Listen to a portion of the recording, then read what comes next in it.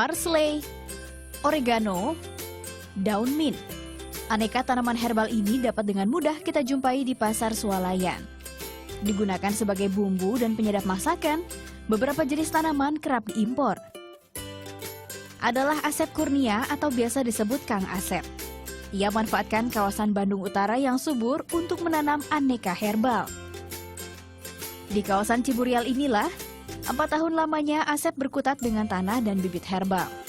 Dari menanam hingga panen, dilakoni lewat payung usaha bernama Herbchick. Lihat potensi pasarnya juga cukup menjanjikan untuk pasaran herbs ini. Kedua, herbs ini rata-rata cocok di daerah dataran rendah atau dataran tinggi gitu. Lebih bandal daripada sayuran, dan proses masa panennya juga bisa sampai 1 tahun lebih gitu. Jadi nanamnya cuma 1 kali, kita bisa terus-terusan panen gitu. Awalnya hasil panen kebun pria Sunda ini masih dipasarkan seputar Bandung saja. Perlahan ia mulai melebarkan sayap dengan jasa pengiriman bibit tanaman ke seluruh Indonesia. Kini Asep menjajaki peluang jasa pertanian. Tujuannya agar semakin banyak orang yang tertarik bertani meski tak memiliki lahan luas. Caranya dengan memadukan teknik permaculture dan urban farming. Unik dan praktis karena permaculture maksimalkan lahan untuk aneka tanaman yang berbeda jenis. Sementara urban farming kreatif gunakan berbagai media tanam yang hemat lahan. Arif adalah salah satu pelanggan yang tertarik gunakan konsep herbs gardening ala Asep di Dago Village. Konsep permaculture itu sangat cocok buat kita. Jadi selain kegunaan tadi untuk masak, minuman, juga estetikanya sangat baik, menunjang lanskap halaman rumah. Tidak ditinggalkan begitu saja, Asep akan menemani kliennya bercocok tanam. Mulai dari pelatihan hingga mentoring jadi jembatan bagi para klien, sampai akhirnya bisa mandiri. Mereka bisa mengerjakan sendiri, itu selama 3 bulan Kang Asep terus 2 minggu sekali kasih pelatihan, kasih pengarahan gitu. Nah setelah mereka benar-benar mandiri bisa mengerjakan, ya Kang Asep tinggal gitu. Bukan keuntungan semata yang jadi niat Asep. Di tempat tinggalnya Cibengang, ia royal bagikan ilmu kepada anak-anak muda. Ia juga menjalin kemitraan dengan kelompok tani cipta mandiri untuk mengembangkan komoditi sayur sehat non-pestisida. Adalah Wowo Sundara, salah satu warga desa yang berubah nasibnya lewat tangan Asep.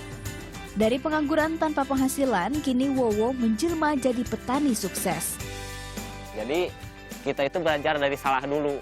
Kalau Kang Asep mengajarkan ke kita para petani, jadi kita bukan diajarkan secara langsung, tapi Kang Asep itu di belakang kita, tapi dia fokus untuk membuat petani itu menjadi sukses.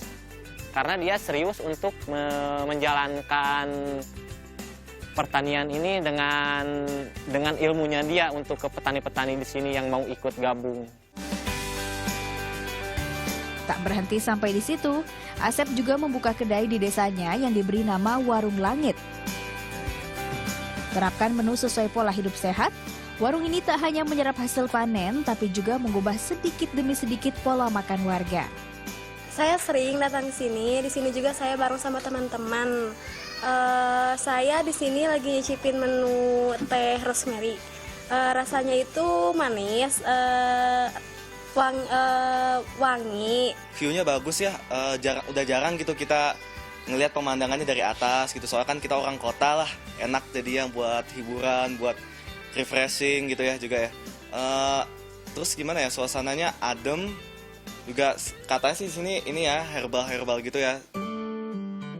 Mimpi Asep tidaklah muluk. Ia ingin memulai kemandirian pangan dari lingkungan sekitarnya. Dan sedikit demi sedikit, ia mewujudkan mimpinya lewat berbagai cara.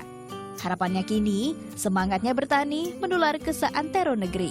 Jangan sampai si pertanian ini putus mata rantainya, Kang Asep. Ingin pertanian itu jangan hanya di kawasan Bandung Utara aja, mungkin di seluruh Indonesia itu pertanian itu harus dirangkul sama generasi penerus, sama anak-anak muda ya kita gitu. Karena orang tua ya sebentar lagi pensiun dari pertanian mungkin. Nah setelah pensiun itu mungkin kita akan ada fase kehilangan pertanian gitu kalau kita nggak bergerak sekarang.